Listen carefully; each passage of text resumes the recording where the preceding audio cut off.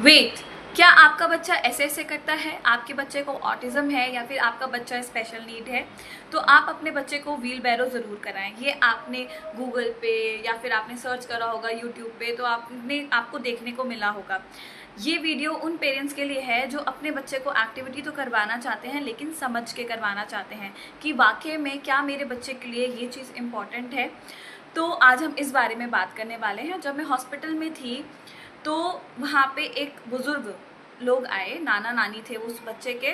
तो उनसे जब हमने वो पहले से ही कहीं पे दिखा रहे थे, तो जब उन्होंने वीडियोस दिखाई तो वो लिटरली स्ट्रगल कर रहे थे सारी एक्टिविटीज़ कराने में।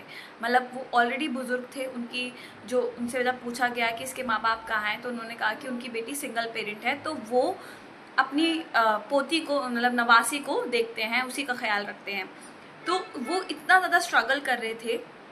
जैसे जिम बॉल वाली एक्टिविटी है, तो वो बच्ची जो है ना, उसके ऊपर वो बाउंस कराना चाह रहे थे, वो हो ही नहीं पा रही थी उनसे बाउंस। ठीक है, ऊपर से वो व्हील बैरो करवा रहे थे, तो व्हील बैरो ऐसे करके और न्यू करके, और वो बच्ची बार बार इधर मुड़ रही है उधर मुड़ रही है, वो करना नहीं चाह रही, बिहेवियर टैंट्रम थ्रो कर रही है। और साथ में वो बुजुर्ग थे, उनका कह रहे थे कि मैम हमारी तो कमर दुख जाती है। ऑफकोर्स बुजुर्ग क्या, नॉर्मल इंसान की, हट्टे कट्टे इंसान की भी कमर दुख जाती है व्हील बैरो करवाने में।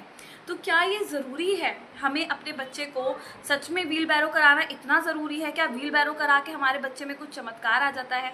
देखो, जो पेरेंट्स करवा सकते हैं और जिनको नॉलेज है कि व्हील बैरो किस लिए करवाई जाती है, आप करवाओ। ये उन लोगों के लिए है जो समझ के चीज़ें करवाना चाहते हैं, क्या उनके बच्चे के लिए ज़रूरी है।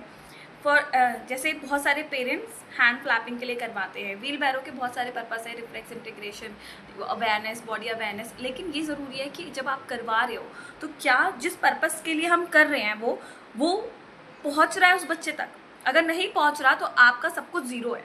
ठीक है, आपका करवाना सब कुछ ज़ीरो है, आपकी मेहनत पूरी ज़ीरो हो रही है। ठीक है, तो जैसे हम व्हील बैरो ज़्यादातर हैंड फ्लैपिंग के लिए करवाते हैं, तो अगर आप व्हील बैरो के भी बहुत सारे ऑल्टरनेटिव हैं। ठीक है, मेन मकसद क्या है कि हमारे इस जॉइंट पे, इस जॉइंट पे प्रेशर पड़े। ठीक है, अगर आपके बच्चे की अंडरस्टैंडिंग है, कमांड फॉलोइंग है, तो आप और चीज़ें भी करा सकते हो, जैसे वॉल पुशअप या फिर और चीज़ें।